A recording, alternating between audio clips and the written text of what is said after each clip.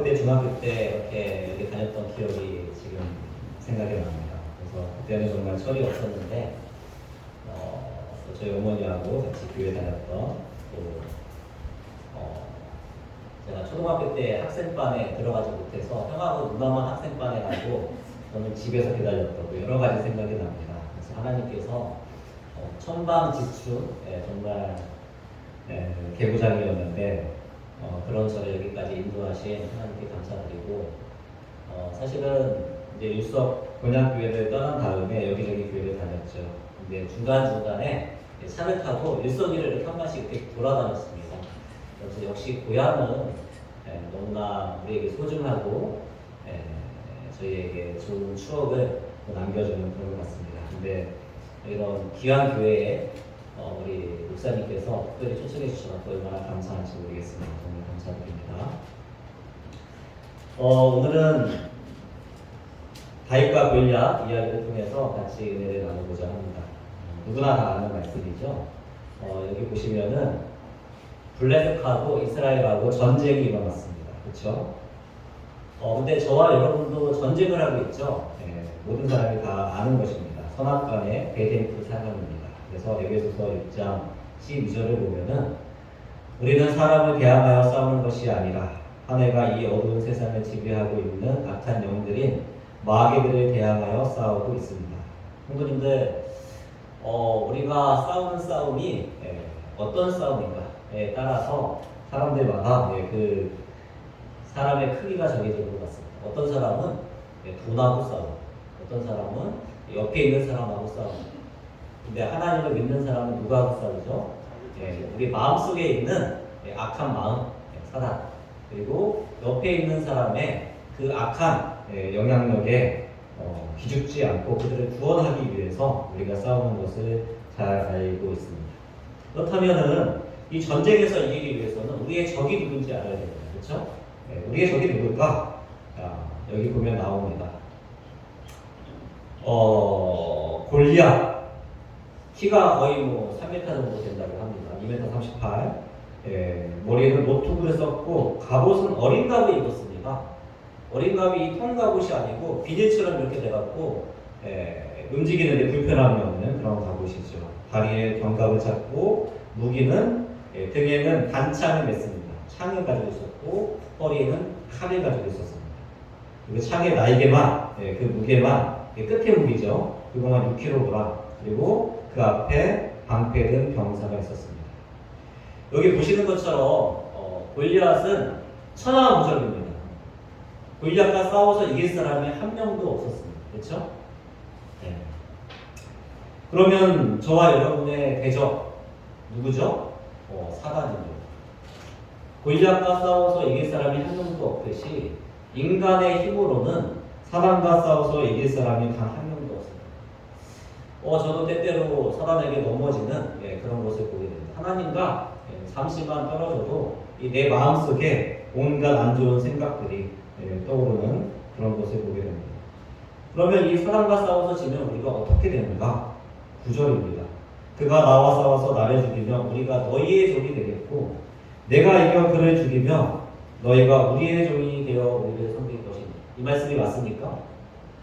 선악간의 대쟁투에서 하나님의 말씀이 사라지면 순식간에 내가 왜 이렇게 살지? 아이고 죽고 싶다, 힘들다, 짜증난다 이런 여러 가지 사단의 종이 된 그러한 느낌을 우리가 보게 됩니다.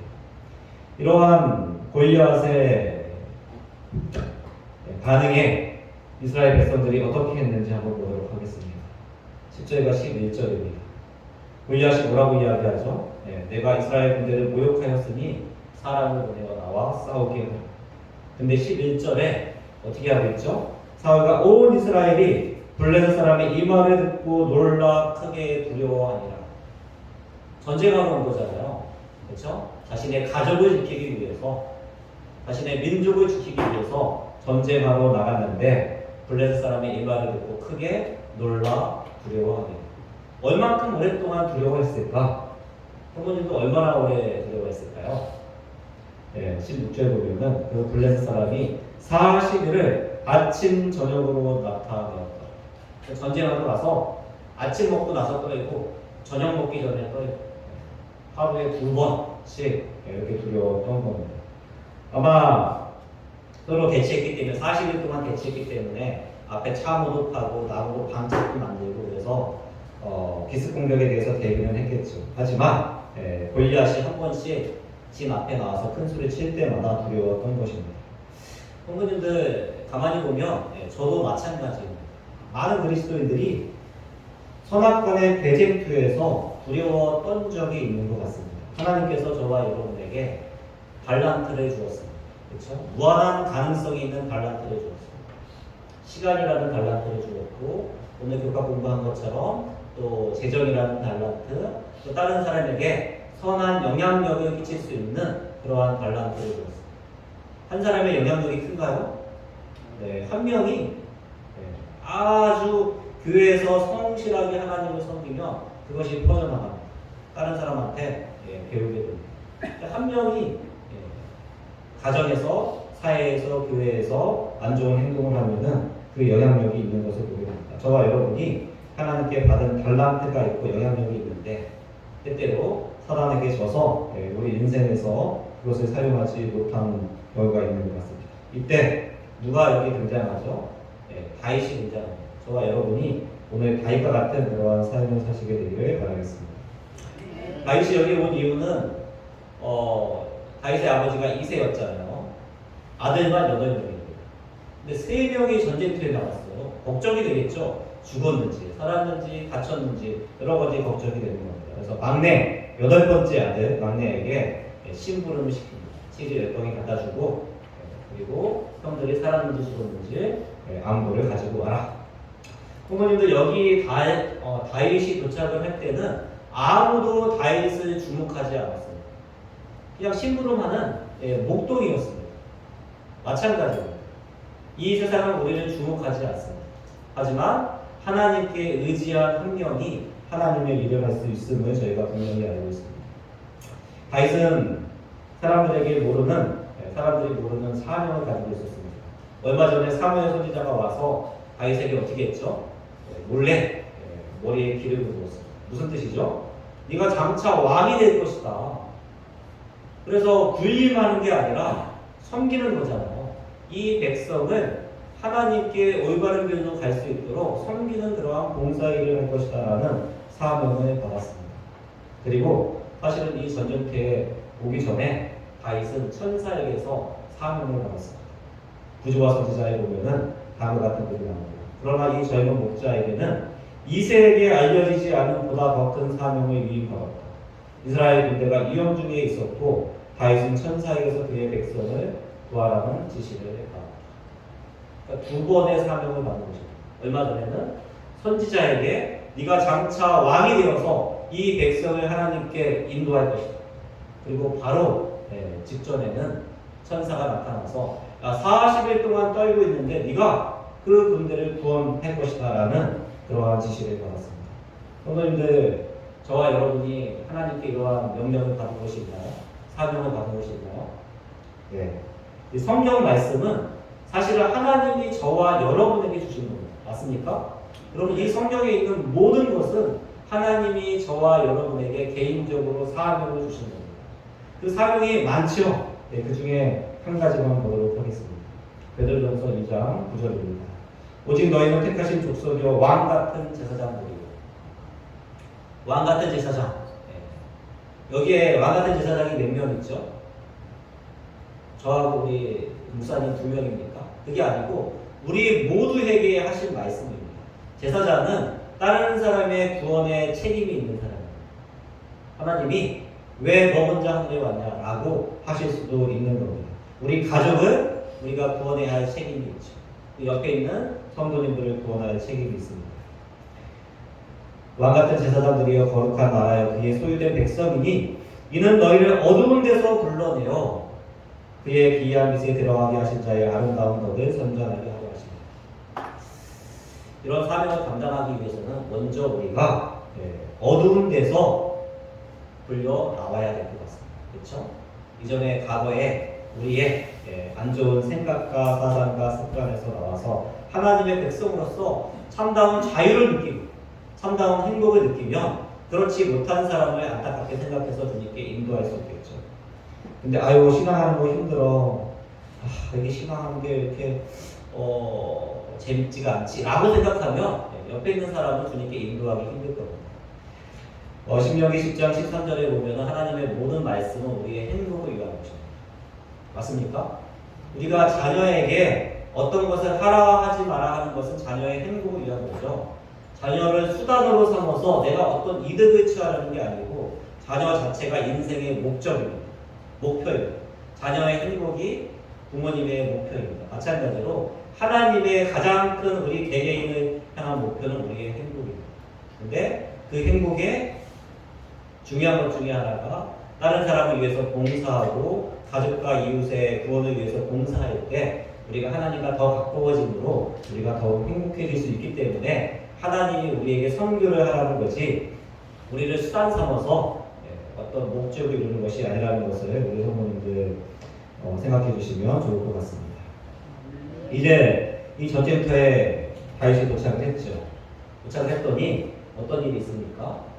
전과 같이 골리앗이 또 나와서 야 이놈들아 무슨 욕을 많이 했겠죠. 그랬더니 백성들이 군사들이 심히 두려워하며 그 앞에서 도망하며 진지 앞에 좀 나갔다가 골리앗이 오니까 이 방책 뒤로 이렇게 도망간 겁니다. 그러자 이제 하나님께 명령을 받은 다윗이 의분이 일어납니다. 의로운 분노가 있죠. 화가 꼭 나쁜 건 아닙니다. 의로운 분노는 예수님이 하셨죠. 다윗이 곁에 있는 사람에게 야, 이 사람이 누구냐? 이스라엘의 치욕을 제거하는 사람에게는 어떠한 대우를 해주겠느냐? 이 할례 받지 않은 블레셋 사람이 누구이기에 살아계시는 하나님의 군대를 모욕하겠느냐? 살아계신 하나님의 교회, 살아계신 하나님의 가정이 때때로 사단에게 모욕당할 때가 있죠. 이제 다윗이 하나님의 일을 하고자 합니다. 이때 가장 긴장한 존재가 누굴까요? 사단이죠. 사단은 아무리 명예가 있고 지위가 높고 교회에서 위대한 직책을 가지고 있어도 하나님과 동행하지 않는 사람은 아무것도 아니라는 거랍니다. 하지만 세상이 주목하지 않아도 하나님과 동행한 그 한 명은 자신의 힘이 아니라 그를 통해서 하나님이 일을 하실 것을 알기 때문에 사단이 가장 긴장합니다. 그래서 이제 사단이 다윗이 골리앗과 싸우지 못하도록 세 가지 방해 공작을 일으킵니다. 이것은 역시 우리에게도 마찬가지인 것 같습니다. 여기 보니까 큰형이 다윗의 말을 듣고 다윗에게 노를 말하려 이르되 내가 어찌하여 이리로 내려왔느냐? 들에 있는 양들은 누구에게 맡겼느냐? 나는 내 교만과 내 마음의 안악함을 알노니 내가 전쟁을 두려워하였다. 와, 저는 이런 형이 있는데 상상을 못합니다. 저희 형은 전혀 그렇지 않거든요. 제가 어렸을 때부터 얼마나 아껴주시고 내가 또 휴직한 다음에 자리 하나 그랬습니다. 그때 도와주시고 지금도 여러 가지 인생의 멘토가 되어주시는 이런 분도 있구나라는 생각을 했습니다. 자, 왜 이런 말을 했을까? 구조화 선지자 645쪽을 보면은 엘리압은 다윗이 그들보다 더 영광을 받는 것을 볼 때 질투심이 일어나죠. 다윗의 성실과 형제로서 보여주는 이 친절에 합당한 존중과 사랑을 가지고 그에 대하지 않았다. 다윗이 말한 질문을 듣고 엘리압은 블레셋 사람의 거인을 침묵시키려고 시도하지 못하는 자신의 비겁함에 대한 비난처럼 생각합니다. 전혀 그렇지 않아요. 다윗은 지금 하나님의 일을 하고자 한 거고, 근데 싸우지 못한 자신의 모습을 보고 자신의 비겁함에 대한 뭐라고요? 비난처럼 생각합니다. 성도님들, 저희가 이런 마음을 가질 때가 있습니다. 저도 사실은 비난하지 마라, 물러서기도 가끔 하잖아요. 그러면은 회개 기도를 열심히 합니다. 왜냐하면 저도 시기 질투가 있기 때문에 안 좋은 생각들이 있을 때가 있거든요. 모든 사람에게 기본적으로 아담의 타락 이후로 그냥 있는 마음입니다. 그래서 우리가 엘리압 같은 때가 있죠. 근데 우리가 하나님의 일을 하려고 할 때 엘리압 같은 사람이 또 우리를 격동할 때가 있습니다.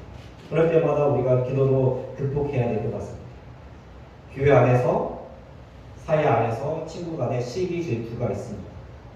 그래서 우리의 에너지를 빼앗으려는 그러한 일이 있죠. 사단이 그것을 조작하는 겁니다. 하지만 다윗은 이 비난 때문에 자신의 사명을 잊지 않았습니다. 구조와 선지자 646조를 보면은 다윗은 공손하나 단호하게 다음과 같이 대답해요. 어떻게 단호하게 대답하였는가? 어찌 이유가 없으리까? 하고 돌아서서 싸우지 않는 겁니다. 자신의 적을 골리앗에서 사소한 내부의 문제로 바꾸지 않은 거죠. 돌아서서 다른 사람을 향하여 전과 같이 말하며 전과 같이 자신의 사명을 잊지 않은 겁니다. 그러자 백성이 전과 같이 대답을 합니다. 그러자 이 모습을 보고 야, 이 정도면은 골리앗과 싸워서 이길 수도 있지 않을까라는 생각의 한 병사가 사울 왕한테 이야기하고 다윗은 사울 왕한테 가게 되었습니다. 성도님들, 저와 여러분이 때때로 우리를 힘들게 하는 사람들, 인간적인 관점에서는 우리의 원수처럼 보입니다. 하지만 성경을 통해서 그들을 보면, 하나님을 통해서 그들을 보면 끊임없이 저의 죄를 용서하신 하나님이 끊임없이 누구의 죄를 용서합니까? 나를 힘들게 하는 그 사람도 용서합니다. 그래서 제가 하나님께 용서를 받았다면 그들은 나의 원수처럼 보이지만 사실은 다시 한번 생각해 보면은 내가 섬겨서 구원해야 할 존재입니다. 사람 중에 우리의 원수는 단 한 명도 없습니다. 그래서 이제 다윗은 자신의 형을 포함해서 이스라엘 군대를 구원하기 위해서 왔기 때문에 자신이 구원해야 할 사람과 싸우지 않습니다. 이제 사울왕 앞으로 갑니다. 사울왕이 기분이 좋았을까요? 안 좋았을까요? 사울왕 앞에 갔더니 그 옆에 뭐 엘리압이나 이런 사람들이 쫙 도열을 했겠죠. 그래서 이 양치기 소년이 딱 옵니다. 그래서 사울이 봤더니 어서 보낸데 누구였을까요? 자기가 힘들 때 이렇게 아끼탄 그런 소년이었죠. 아주 애송이로 봤습니다. 근데 이겁니다. 그러자 한 말이 가관입니다. 뭐라고 얘기했을까요? 다윗이 사울에게 말하되 그로 말미암아 사람이 낙담하지 말 것이다. 주의 종이 가서 저 블레셋 사람과 싸우리이다. 이 말을 듣고 좋았을까요? 아니면은 자괴감을 했을까요? 아니 40일 동안 아침 저녁으로 떨었는데 엘리압도 싸우지 않았는데 또 수많은 장수들도 싸울 생각을 못했는데 애송이가 와서 악기나 탈 일이지 뭐라고 이야기합니까? 낙담하지 말 것이다. 그래서 사울왕은 기분이 그렇게 좋았던 것 같지 않습니다. 분명히 나가서 싸우면 죽을 것이 뻔한데 그러면 40일 동안 땅에 떨어진 이스라엘 군대의 사기가 어디까지 떨어질까요? 땅속까지 뚫고 들어갈 거예요. 그래서 선한 의도를 가지고 온 이스라엘의 군대의 유익을 위해서 너는 안 된다 라고 이야기합니다. 이 정도면은 다윗이 할 만큼 하지 않았을까요? 다윗을 비난할 사람이 있을까요? 하나님께 돌아가서 아니 하려고 했는데 왕이 한 말은 절대적인 어떠한 권위가 있지 않습니까? 제가 더 이상 할 방법이 없습니다. 이 정도 했으면 됐습니다 라고 해도 됐을 것입니다. 그리고 많은 사람들이 칭찬을 했을 것입니다. 부모님들, 사람들은 우리에게 절대적인 영향력을 발휘합니다. 근데 다윗이 지금 누구의 영향을 받고 있는 거죠? 신앙심이 좀 부족한 왕의 어떠한 영향력 아래에 있는 겁니다. 저와 여러분도 우리 가족이 때때로 우리처럼 신앙심이 떨어질 때가 있습니다. 우리도 그럴 때가 있잖아요. 교회 안에서도 어떤 기간에 어떤 시기에 어떤 장로님과 집사님과 성도의 시기가 떨어질 때가 있습니다. 근데 그런 것은 아주 강한 영향력을 발휘합니다. 그때 우리가 싸우면 안 되죠. 어떻게 했죠? 다시 예의 바르게 다윗이 이야기합니다. 제가 양을 치는 소년인데 호랑이나 아니 사자나 곰이 왔을 때 싸워서 그 양을 해치한 적이 있습니다. 다시 구한 적이 있습니다. 하나님께서 나와 함께 계시기 때문에 내가 이 블레셋 사람과도 싸워서 이길 수 있습니다. 라고 담담하게 자신의 신앙에 대해서 이야기합니다. 사울왕이 이 말을 믿었을까요? 믿지는 않았습니다. 그러면은 사울왕은 허락은 하기는 했지만 그가 이 용감한 일에 성공하리라고는 거의 기대하지 않았습니다. 그러면서 다윗에게 이르되 가라 여호와께서 너와 함께 하시기를 원하노라. 왜 허락했는지 모르겠습니다. 성경에도 안 나오고 예언의 신에도 안 나오는데 아마도 하나님이 함께 하시면 이기겠습니다 라고 했기 때문에 그래도 자기가 하나님 믿는 사람인데 반대하면 자신의 신앙심에 대해서 의심을 받을 것인지 이런 생각을 했는지 잘 모르겠습니다. 하여튼 그가 허락을 합니다. 이제 나아갑니다. 다윗이 꼬맹이였을까요? 어떤 동화책에 보면 아주 꼬맹이가 나오는데 그렇지 않습니다. 사울왕이 보통 사람보다 어깨 하나가 더 크다고 하잖아요. 키가 상당히 큰 사울왕이 자신의 갑옷을 입힙니다. 그러면 사울왕이 키가 컸기 때문에 그 갑옷을 입을 만큼 다윗이 키가 큰 겁니다. 고등학교 2학년 어린 아이입니까? 고등학교 3학년 아이죠. 하지만 키는 저보다 큽니다. 그렇죠? 아주 근육도 대단합니다. 우리 아들은 헬스 다녀갖고 막 근육도 이래요. 키도 크고. 제가 힘으로 못 따는 거예요. 장난치다가 항복을 해야 됩니다. 다윗은 아무튼 키가 큰 하지만 어린 소년이었습니다. 그래서 갑옷을 입히는데 다윗이 갑옷을 입고 시험적으로 이렇게 가봅니다. 근데 난생 처음으로 입었기 때문에 익숙하지 않은 거예요. 그래서 다시 돌아와서 이거 입고 나가지 못하겠습니다 이야기합니다. 다윗이 가다가 돌아오니까 대부분의 사람들은 제가 객기 부리다가 이제 죽을 것이 두려워서 다시 돌아오는구나 라고 생각을 했다고 합니다. 하지만 이것은 용감한 다윗의 생각이 아니었습니다. 다윗이 뭐라고 이야기하죠? 익숙하지 못하니 이것을 입고 가지 못하겠습니다. 성도님들, 하나님의 일을 하려면 어느 정도 환경이 뒷받침돼야 돼요. 그렇지 않습니까? 소도 비빌 언덕이 있어야지 뭔가 이렇게 할 수 있는 겁니다. 근데 골리앗은 어떤 존재죠? 완전 무장을 했습니다. 싸움 환경이 완전히 구비된 사람입니다. 다윗은 어떤 사람이죠? 싸울 것이 하나도 구비되지 않았습니다. 갑옷 너무 거추장스러운 건 입지 못했습니다. 환경이 중요하지만 다윗은 어떤 환경을 바라봤죠? 지상의 환경, 물질적인 환경이 아니라 그 모든 것을 주관하시는 더 큰 환경, 하나님이라는 환경을 바라보고 이제 싸우기 위해서 나아가는 겁니다. 성도님들, 세상에서 가장 완벽하고 완전한 환경은 하나님이 우리와 함께 하신다는 겁니다. 그러면 우리는 불가능이 없습니다. 근데 다윗은 이미 하나님이 함께 하신다는 말을 들었습니다. 왕이 되는데 죽을 리가 없잖아요. 천사가 와서 구원하라고 했는데 죽을 리가 없잖아요. 완벽한 싸움 환경을 가지고 이제 나아갑니다. 이제 아마 뭐 징이나 북이나 나팔을 불었겠죠. 한번 싸우자라고 한 겁니다. 골리앗이 40일 만에 어떤 용사가 나오는구나. 저 후각에서 그 대단한 사람을 데리고 왔나 보다. 이 용사는 모든 싸움에 최선을 다합니다. 왜냐하면 자기가 죽을 수 있기 때문에 이번에도 내가 최선을 다해야겠다라고 마음으로 나아오는 겁니다. 서로 이제 점점 가까이 이제 다가가는 거죠. 근데 보니까 안심이 돼요. 저 뭐지? 갑옷을 입지 않았네? 가까이 보니까 얼굴이 앳된 소년이에요. 칼도 들지 않았네? 야, 이번 싸움은 내가 그냥 이기겠다. 근데 생각해보니까 화가 나는 거잖아요. 왜 화가 나죠?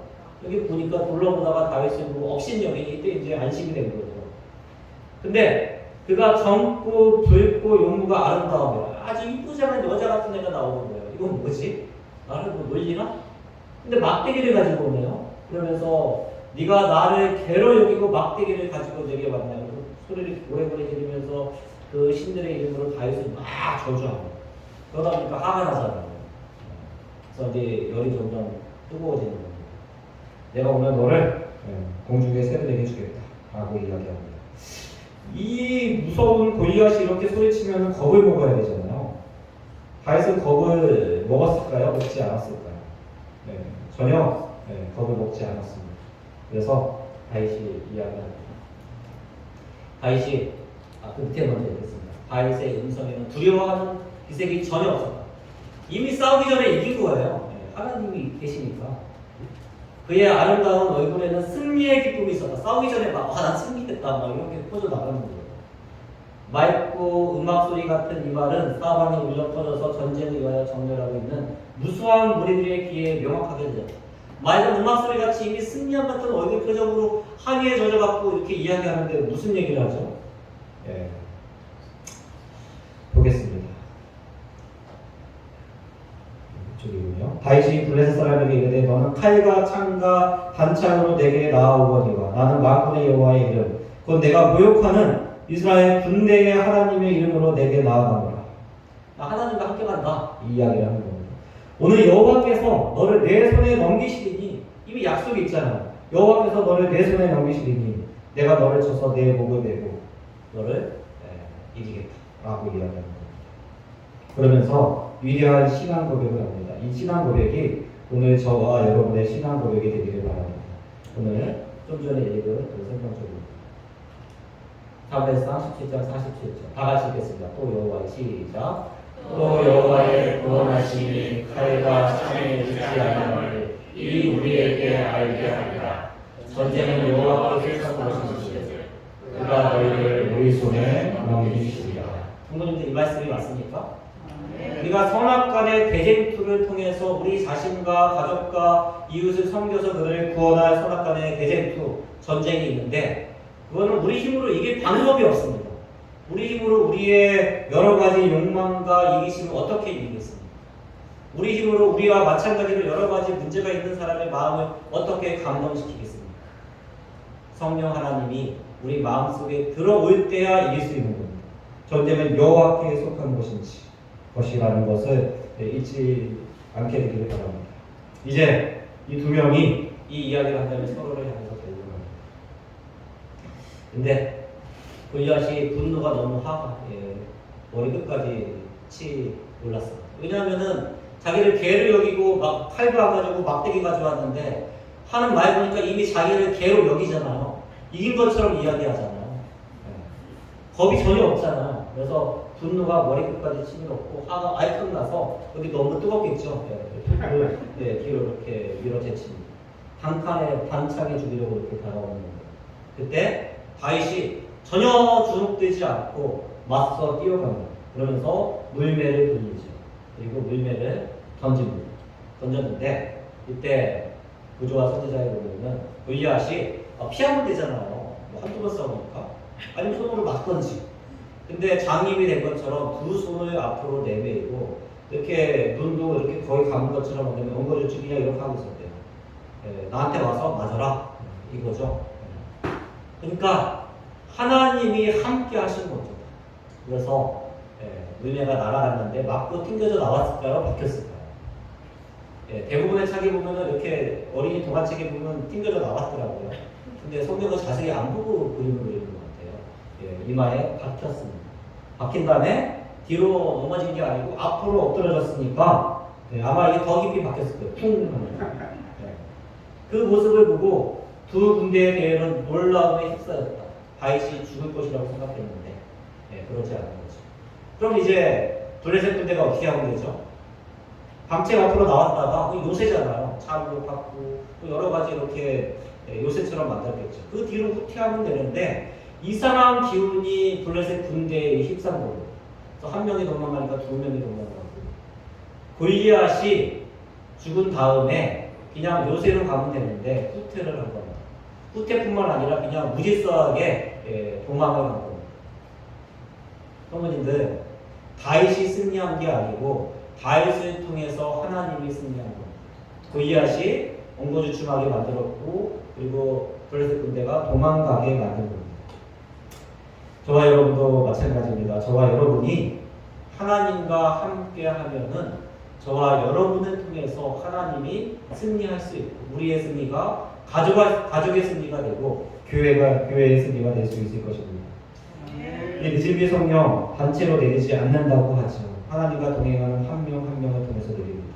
그리고 그 한 명의 영향력이 가족과 교회와 이웃을 바꾸는 겁니다. 그러면 하나님과 함께하는 사람의 특징이 무엇인가?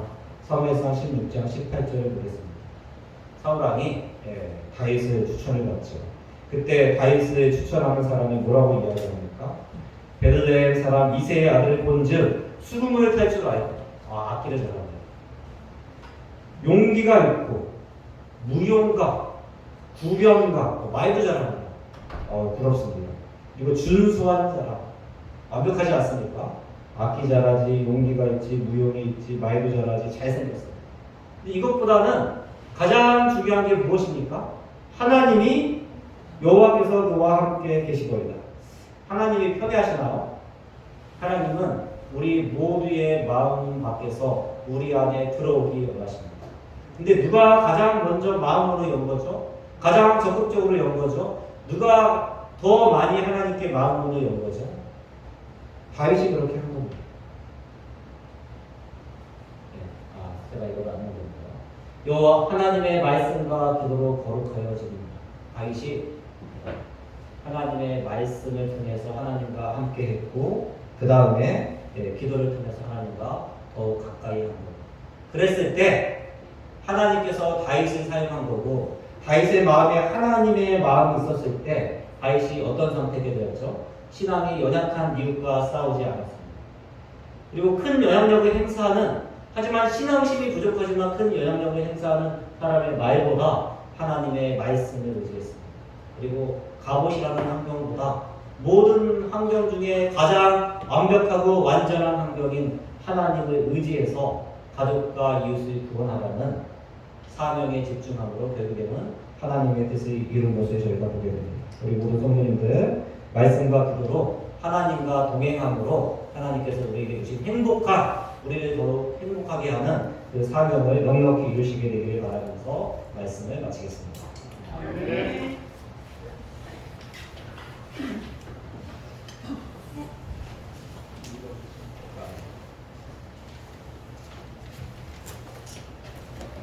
371장 참여하겠습니다.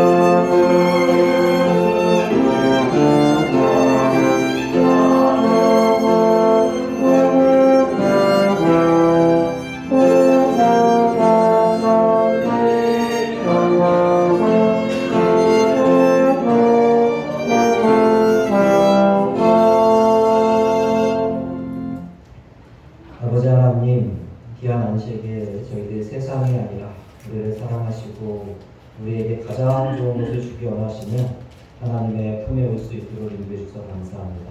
아멘. 또한 하나님께 받은 우리의 마음을 작은 정성으로 표현하였습니다. 이 제정을 통해서 하나님의 나라가 더욱더 확장될 수 있도록 인도하여 주옵소서.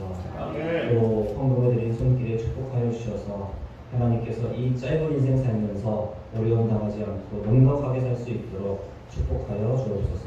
아멘. 또한 저희들 다윗과 같이 하나님과 말씀과 기도로 동행합니다. 우리의 가족과 이웃을 구원할 수 있는 귀한 사명을 넉넉히 감당할 수 있도록 축복하여 주시기를 예수님의 이름으로 기도합니다. 아멘.